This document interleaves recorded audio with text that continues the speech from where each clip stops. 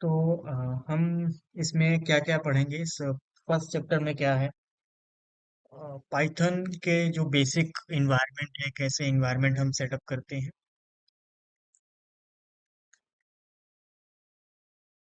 And importance of Python getting started with python environment understand python interactive mode and scriptive interface कि interactive mode क्या होता है and N स्क्रिप्टिव interface क्या होता है वेरिएबल्स कंस्ट्रक्टर और इंडेंटेशन क्या होता है पाइथन में लिस्ट बेसिक ऑपरेशंस क्या होते हैं नंबर्स के ऑपरेशंस स्ट्रिंग ऑपरेशंस और पाइथन स्क्रिप्ट हम कैसे रन करते हैं वो चीज़ें हम यहाँ पे समझेंगे मतलब बेसिक स्टार्टिंग सारी चीज़ें हम डिफाइन करेंगे कैसे क्या क्या हमको डिफाइन करना होता है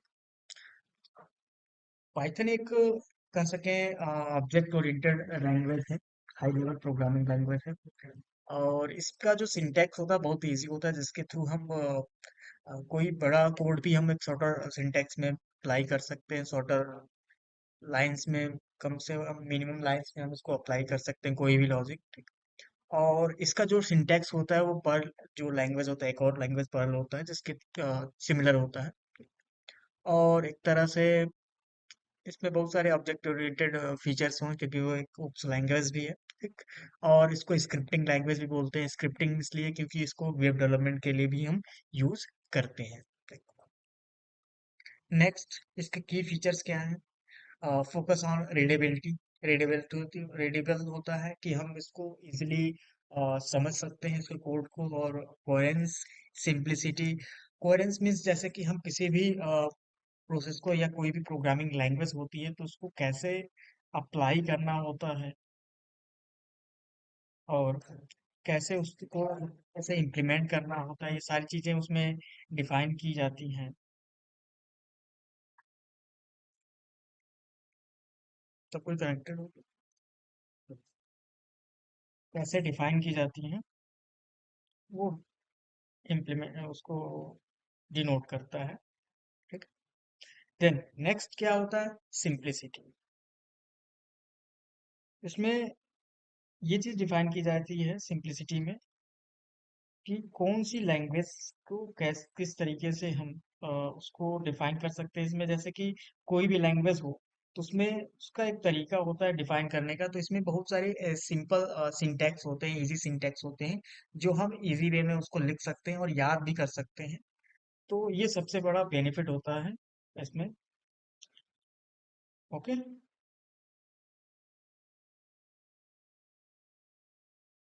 नेक्स्ट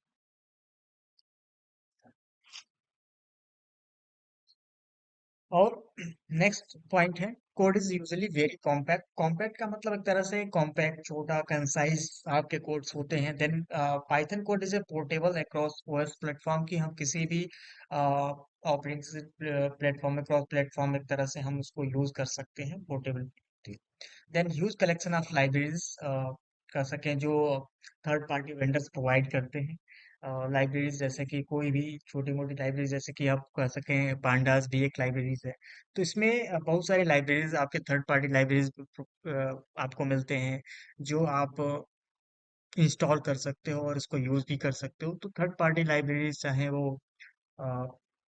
डेवलपमेंट से रिलेटेड वेब डेवलपमेंट से रिलेटेड हो चाहे आपका ऐप डेवलपमेंट से रिलेटेड हो ठीक, तो उससे रिलेटेड लाइब्रेरी बहुत सारी लाइब्रेरीज ये free of cost third party vendors provide करते हैं जो अदर जो डेवलपर्स होते हैं जो उनके थ्रू डेवलप की गई होती है अब इसको इन्वेंट किसने किया था इन्वेंट आपका लगभग 90s में हुआ था 90 देन और किसके थ्रू डेवलप किया गया था गूडू वेन रोसो ठीक इसको नाम डिफाइन किया जैसे नेम आफ्टर मोंटी पाइथन इसका नाम क्या किया है मोंटी पाइथन डिफाइन किया गया था नाम रखा गया था and इसको एक कॉमेडी ग्रुप के यहाँ पे रखा गया था डिपिक्टिंग इट्स फन फिलोसफी ठीक है एक कॉमेडी ग्रुप था उसी नाम पे हमको इन्होंने क्या है इसका नाम डिफाइन किया था ठीक है और दूसरी चीज कि ये आपका ओपन सोर्स है ओपन सोर्स का मतलब इसको हम अपने हिसाब से कस्टमाइज कर सकते हैं इसका कोड को यूज कर सकते हैं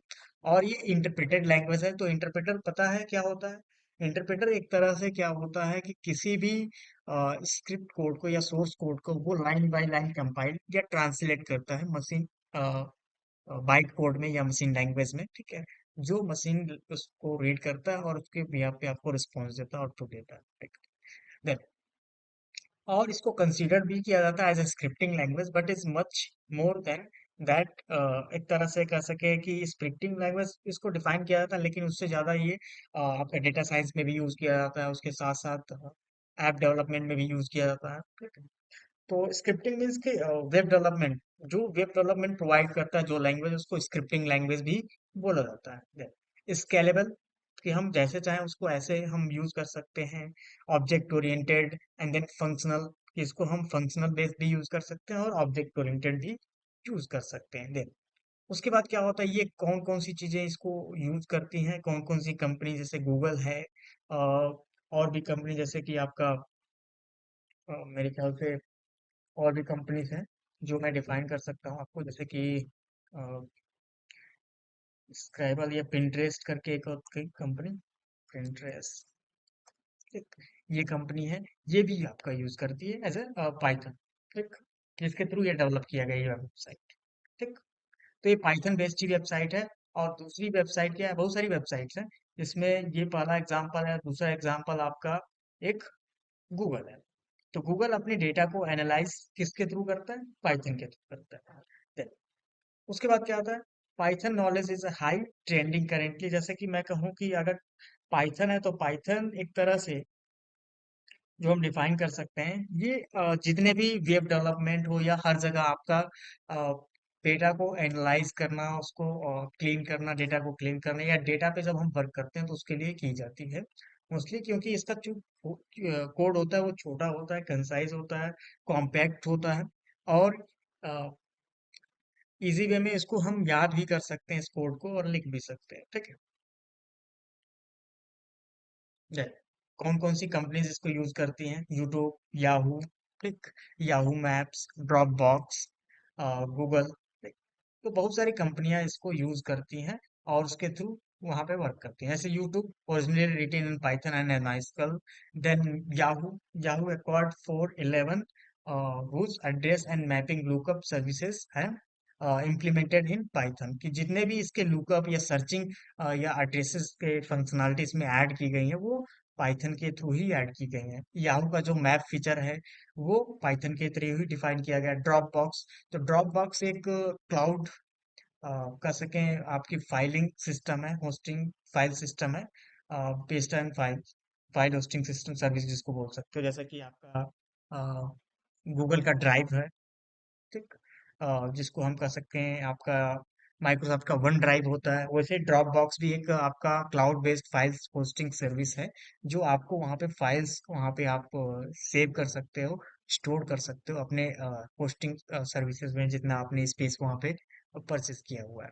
देख, फिर गूगल भी यूज करता है, जैसे कि अपने कंपोनेंट्स को, जैसे कि उसके जो सर्च इंजन्स हैं उसके लिए यूज करता है, उसके जो सर्च इंजन जो उसकी एनालिसिस है, जो कितनी बार आप सर्च कर रहे हो, क्या सर्च कर रहे हो, क्या ट्रेंडिंग में चल रहा है, उस उन चीजों को एनालाइज करने के लिए, और एनालाइज के साथ साथ उसके प्रिडिक्शंस के लिए, सारी चीजें डेटा प्रिडिक्शंस के लिए या डेटा एनालिसिस के लिए वो पाइथन का यूज करता है। अब इसमें क्या क्या यूज चीजें डिफाइन करते हैं, ये एक तरह से स्क्रिप्टिंग स्क्रिप्टिंग के लिए भी यूज किया जाता है। पाइथन के बहुत सारे यूज हैं, लेकिन जो यूज इसमें कुछ मेंशन किए गए हैं जो इस समय यूज किए जाते हैं एक तरह से, जैसे एम्बेडेड स्क्रिप्टिंग, इमेज प्रोसेसिंग। जैसे इमेज प्रोसेसिंग की मतलब, जैसे कि आप इमेज पे कोई इफेक्ट लगाना, बैकग्राउंड रिमूवर एज यूज करना, इमेज टू टेक्स्ट कन्वर्ट करना, इस तरीके से बहुत सारी चीजें होती हैं। इमेज एप्लीकेशन आप बना सकते हो, आर्टिफिशियल इंटेलिजेंस पे, एआई पे भी आप एप्लीकेशन बना सकते हो, जीयूआई एप्लीकेशन जिसको बोलते हैं, ग्राफिकल यूजर इंटरफेस एप्लीकेशन बना सकते हो। देन डेटाबेस की प्रोग्रामिंग भी कर सकते हो इसमें, इंटरनेट स्क्रिप्टिंग भी इसमें हम डिफाइन कर सकते हैं, सिस्टम एडमिनिस्ट्रेटर के एप्लीकेशंस भी बना सकते हो, और ऑटोमेशन के भी एप्लीकेशंस इसके थ्रू हम बना सकते हैं। तो ये इसके साथ साथ और भी काम में हम इसको ला सकते हैं, लेकिन जो ये आपके क्या होते हैं, कुछ कॉमन यूजर है जो इस समय करेंटली हो रहे हैं, इस पे वर्क किए जा रहे हैं, इमेज प्रोसेसिंग या एआई और मशीन लर्निंग पे बेस्ड। अब और भी जैसे कि एनालिटिक्स, डेटा एनालिटिक्स से रिलेटेड प्रोजेक्ट जैसे कि वेदर फोरकास्टिंग, इसके इसी के थ्रू किया जाता है। साइंटिफिक एनालिसिस, एड टारगेटिंग, कि अगर मुझे एड रन कराना है तो वो एड टारगेट कैसे किया जाएगा, कितने एज के रेंज में हमको करना है, किस कंट्री रेंज में मुझे डिफाइन करना है, और किन लोगों को मुझे ऐड डिस्प्ले कराना है। तो ऐड टारगेटिंग के लिए भी इसका एनालिसिस किया जाता है। और कौन से लोग मेरा अगर मैं रन कराता हूँ तो कौन से लोग देखेंगे, तो उसके भी यहाँ पे मुझे डेटा एनालिसिस करने के लिए पाइथन की जरूरत पड़ेगी। देन रिस्क मैनेजमेंट एनालिसिस भी हम कर सकते हैं। नेचुरल लैंग्वेज प्रोसेसिंग, जिसको एनएलपी बोलते हैं, ठीक, तो वो भी हम डिफाइन कर सकते हैं। क्लियर। तो इस तरह के हम डेटा एनालिसिस के काम कर सकते हैं, एनालिटिक्स के काम कर सकते हैं, जो अ, इसके वर्किंग में आ जाते हैं। अब मोस्टली इस समय 3 चल रहा है, पाइथन 3 चल रहा है। पहला जो ओल्ड वर्जन था आपका पाइथन 2 था, ठीक। अब इस समय करेंटली हम क्या यूज कर रहे हैं, इसमें 3.5 नहीं चल रहा है, मेरे ख्याल से 3.11 या 12 चल रहा होगा। तो यहाँ पे आप देख सकते हो करेंटली क्या चल रहा है। तो कैसे चेक करोगे, तो यहाँ पे आप चेक कर सकते हो पाइथन,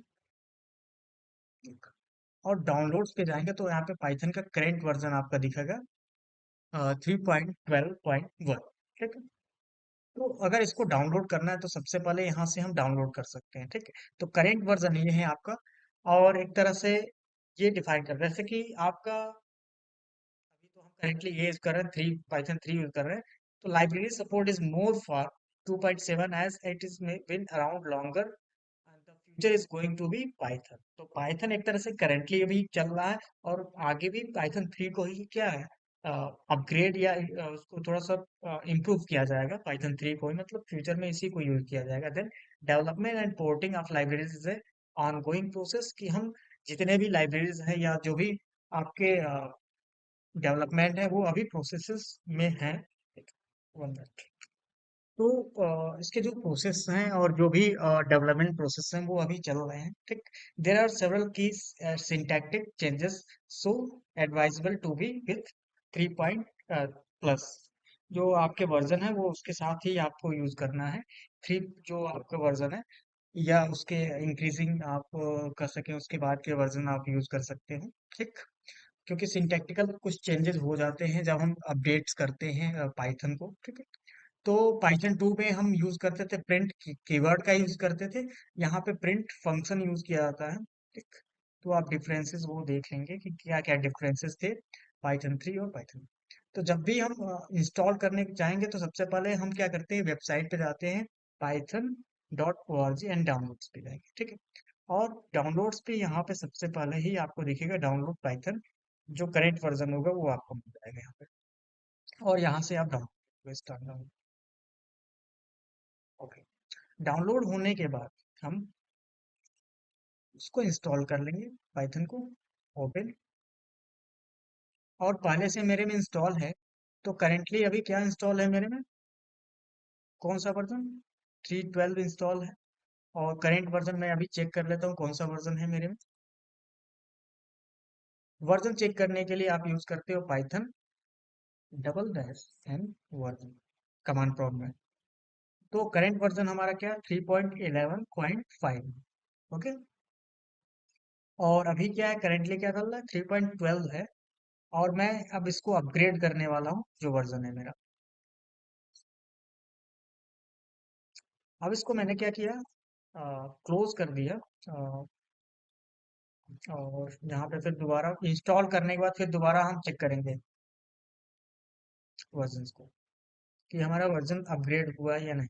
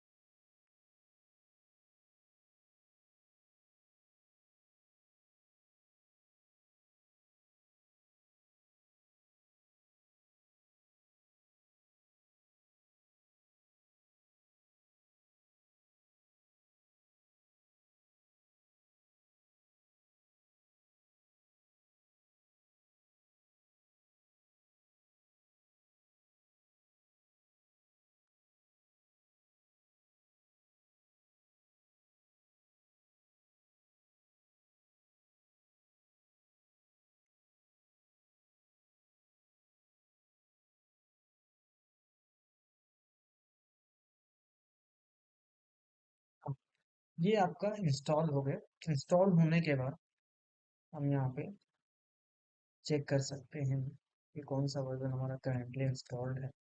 तो पाइथन और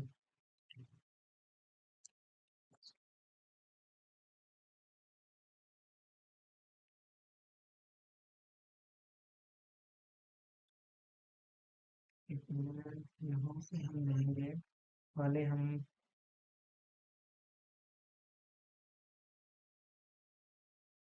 दोबारा हम ओपन करते हैं cmd कमांड।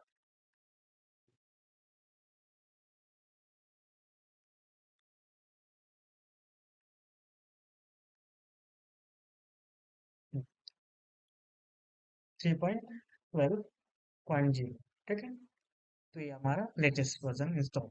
तो ये चीज आप ऐसे करके चेक कर सकते हो। ये कमांड होता है पाइथन का, जो लेटेस्ट वर्जन आपका जो इंस्टॉल्ड है आपके सिस्टम में वो दिखेगा। ठीक है, कौन सा वर्जन आपने इंस्टॉल कर रखा है। अब ये वेबसाइट थी जहाँ से आपने डाउनलोड किया। अब इसको कैसे यूज करना होता है, तो इसमें कर सके जो पाइथन पाइथन यूज करने का तरीका होता है वो दो तरीका होता है, एक इंटरेक्टिव और एक स्क्रिप्टिव मोड होता है। इंटरेक्टिव मोड क्या होता है, allow one two quickly interact with the Python on a command line interface.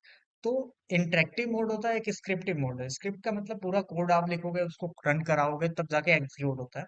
और एक होता है लाइन बाय लाइन, वो एग्जीक्यूट होता जाएगा और आपको आउटपुट मिलता जाएगा। ठीक है, तो आपको कैसे यूज करना है, तो सबसे पहले इंटरेक्टिव मोड के लिए आपका एक पाइथन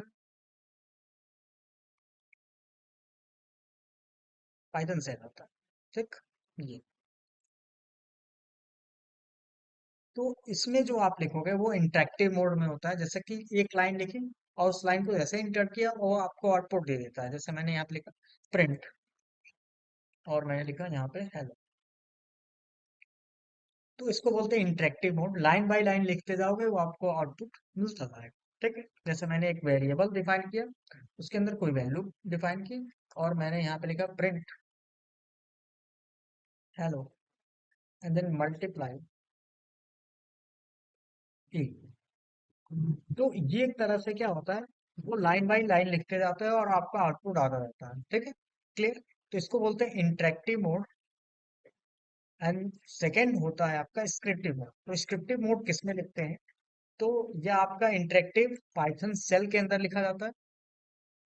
पाइथन सेल के अंदर ये आपका रहा पाइथन सेल। इसको बोलते हैं पाइथन सेल। शेल कमांड जहाँ पे हम कमांड्स लिखते हैं लाइन बाय लाइन और आपको आउटपुट मिलता है, जिसको हम इंटरेक्टिव मोड बोलते हैं। देन अगर मुझे पूरा कोड लिख करके आउटपुट फिर कराना है, तो उसके लिए क्या होता है, आपका स्क्रिप्टिव मोड होता है। और स्क्रिप्टिंग मोड में हम पूरा प्रोग्राम लिखते हैं उसके बाद रन कराते हैं। उसके लिए पाइथन का पाइथन आइडियली होता है यहाँ पे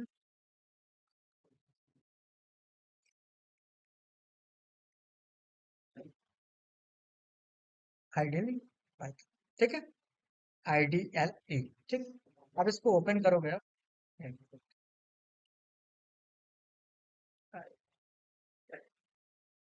लेटेस्ट वाला ओपन कर लेना।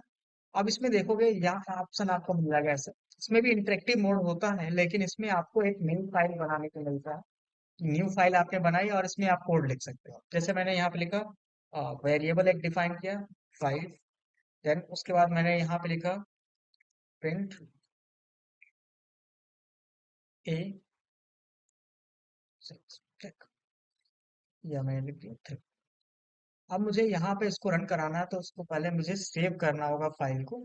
तो यहाँ पे मैं पहले फाइल को सेव करूंगा। मैंने लिख दिया पाइथन प्रोग्राम। और पाइथन फाइल ये पहले सेलेक्टेड है तो हमको एक्सटेंशन देने की जरूरत नहीं है, ऑटोमेटिक वो लग जाता है। डॉट पी वाई अपने आप वो ऐड हो जाएगा। अब इसको रन कराने के लिए यहाँ पे रन ऑप्शन होता है, तो रन मॉड्यूल। तो जैसे ही रन करोगे आपको आउटपुट मिल जाएगा, क्योंकि आपने यहाँ पे क्या लिखा हुआ है,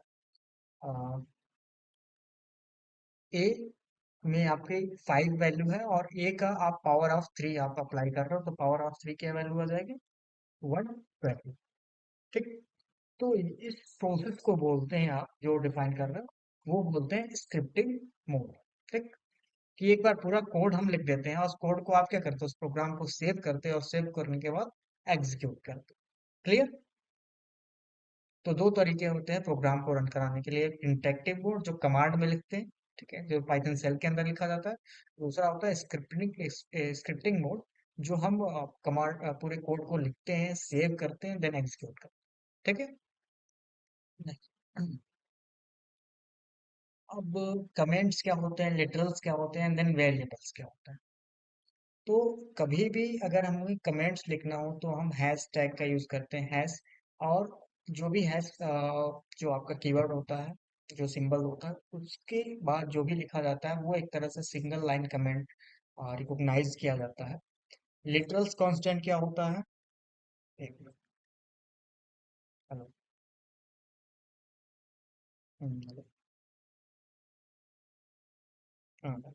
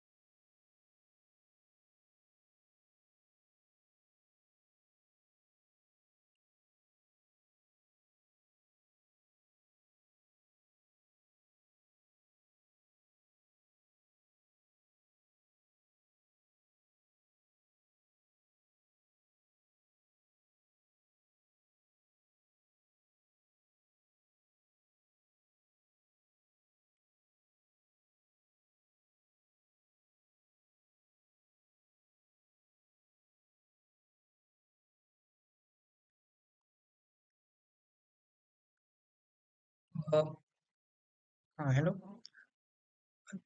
तो हमारा जो लिटरल्स है और लिटरल कांस्टेंट है, लिटरल का क्या होता है कि किसी भी वैल्यू को हम लिटरल्स बोलते हैं, चाहे वो स्ट्रिंग हो, स्ट्रिंग टाइप हो, इंट टाइप हो, फ्लोट हो, बूलियन हो। उसके लिखने के तरीके को हम क्या बोलते हैं, जो हम सिंगल कोट या डबल कोटेशन या हम डायरेक्टली कोई नंबर लिख रहे हैं तो उसको हम लिटरल्स बोलते हैं। जैसे कि ये हमारा क्या है, ये लिटरल है, नंबर लिटरल है, ये स्ट्रिंग लिटरल है और ये भी हमारा क्या है, स्ट्रिंग लिटरल है। तो इसको लिटरल्स बोलते हैं। देन ये क्या है, हमारा वेरिएबल है। ठीक। तो लिटरल कांस्टेंट वैल्यू को बोलते हैं, जैसे कि ये भी है हमारा कांस्टेंट वैल्यू है। तो ये कांस्टेंट जो नंबर टाइप कांस्टेंट है ये हम लिटरल इसको बोलते हैं। ठीक। तो जो भी आपके वैल्यूज होते हैं, एनी नंबर और स्ट्रिंग वैल्यू, किसी भी नंबर या स्ट्रिंग वैल्यू को हम क्या बोलते हैं, लिटरल कांस्टेंट बोलते हैं। या किसी बुलियन टाइप की भी वैल्यूज को हम क्या बोलते हैं, कांस्टेंट लिटरल बोलते हैं। देन वेरिएबल क्या होता है, user defined container that can hold a literal value, जो लिटरल वैल्यू को क्या करता है, होल्ड करता है। जैसे 10 है, होल्ड हो रहा है यहाँ पे, हेलो होल्ड किया मैंने, वर्ल्ड होल्ड किया। तो हम स्ट्रिंग को सिंगल कोट के अंदर भी रख सकते हैं, डबल कोटेशन के अंदर भी रख सकते हैं। ठीक है। जैसे कि यहाँ पे हम अप्लाई कर सकते हैं। अब आते हैं, जैसे यहाँ पे मैंने डिफाइन किया। अब यहाँ पे हम जुपिटर पे भी इसको रन करा सकते हैं। तो यहाँ पे हम लिख सकते हैं, एक वेरिएबल मैंने डिफाइन किया फाइव, और एक वेरिएबल मैंने डिफाइन किया बी, इसके अंदर 8 मैंने असाइन किया। अब यहाँ पे मैं अप्लाई कर सकता हूँ ए प्लस। तो ये एक तरह से क्या होता है, ये आपका लिटरल है, ये भी लिटरल है, और ये आपका वेरिएबल है। ठीक। और इसमें आपको अगर कमेंट्स देने हैं तो आप कमेंट्स भी अप्लाई कर सकते हो। तो यहाँ पे मैं लिख सकता हूँ एडिंग टू नंबर्स। तो यहाँ पे आप डिफाइन कर सकते हो कि हम नंबर्स ऐड करने के लिए ये प्रोग्राम डिफाइन कर रहे हैं। तो कमेंट्स में मोस्टली हम यही लिखते हैं, एक्सप्लेन करते हैं अपने प्रोग्राम्स को, अपने लाइन स्टेटमेंट्स को, उसको एक्सप्लेन करने के लिए ही या उसके डॉक्यूमेंटेशन के लिए ही हम कमेंट लिखते हैं। ठीक है। क्लियर। तो ये होता है हमारा comment section. Literals and then variables. तो आप नोट डाउन कर सकते हो कि स्टेटमेंट क्या होता है। किसी भी स्टेटमेंट के अंदर अगर मैं स्टार्टिंग में अगर हैश टैग डिफाइन करता हूँ तो उसको एज अ जो हमारा इंटरप्रेटर है उसको कमेंट की तरह से ट्रीट करता है। देन कॉन्स्टेंट लिटरल किसी नंबर या स्ट्रिंग या बुलियन की वैल्यूज को हम क्या बोलते हैं, लिटरल्स बोलते हैं। देन वेरिएबल क्या होता है, कंटेनर होता है जिसके अंदर लिटरल वैल्यू को हम होल्ड करते हैं। अब पाइथन के आइडेंटिफायर्स होते हैं कुछ।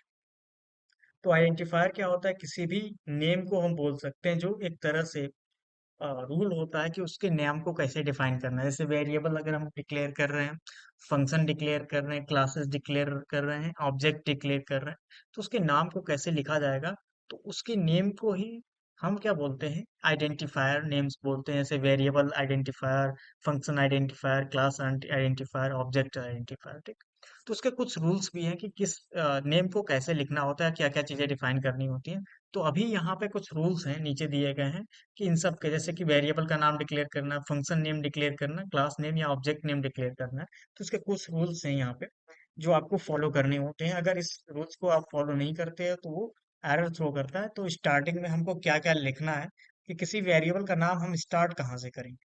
तो स्टार्ट में आप कैपिटल लेटर या स्मॉल लेटर या अंडरस्कोर से स्टार्टिंग कर सकते हो आप। फर्स्ट रूल ये है। दूसरा रूल ये है कि आप किसी भी कैरेक्टर, जैसे following character could also include digit. तो इसमें क्या है कि उसके बाद कि आप स्टार्टिंग में कोई भी लेटर स्मॉल या कैपिटल देन अंडरस्कोर स्टार्टिंग से कर सकते हो, लेकिन उसके बाद आप क्या है, डिजिट का यूज करोगे। स्टार्टिंग में डिजिट का नहीं, उसके बाद फॉलोइंग कैरेक्टर क्या होगा, could be also include digit. Then case sensitive, तो आप अगर एच कैपिटल करके हेलो लिख रहे हो, स्मॉल करके हेलो लिख रहे हो, कैप्स लॉक पूरा करके हेलो लिख रहे हो, तो ये तीनों आइडेंटिफायर क्या है, डिफरेंट माने जाएंगे। क्यों? किस वजह से कि आपका जो लैंग्वेज है केस सेंसिटिव है, ठीक है। तो तीनों वेरिएबल्स या आइडेंटिफायर डिफरेंट माने जाएंगे, ठीक। फोर्थ रूल क्या है, only special character allowed is the underscore. तो ना ही एट द रेट या नॉट, कोई भी स्पेशल कैरेक्टर के अलावा आपका कोई भी अंडरस्कोर के अलावा अलाउड नहीं है, ठीक। तो अंडरस्कोर की केवल यूज कर सकते हो आप वर्ड सेपरेशन के लिए, या आप किसी वर्ड को सेपरेट करने के लिए एक दूसरे से हम डिफाइन कर सकते हैं। और उसके अलावा कोई और हम स्पेशल कैरेक्टर यूज नहीं कर सकते, ठीक। हाँ, स्टार्टिंग में हम या तो कैपिटल या स्मॉल लेटर यूज करते हैं या अंडरस्कोर यूज करते हैं, ठीक। और उसके बाद फॉलोइंग कैरेक्टर क्या हो सकता है, डिजिट हो सकता है। तो डिजिट हमारा स्टार्टिंग में नहीं, हमेशा लास्ट में होता है। मिड में भी कर सकते हो आप, ठीक। स्टार्टिंग बस आपका क्या होता है, स्मॉल या कैपिटल लेटर या अंडरस्कोर हो सकता है, ठीक है। और आपने कोई अगर केस चेंज किया तो वो अलग अलग डिफरेंट आइडेंटिफायर माना जाता है according to case sensitive method.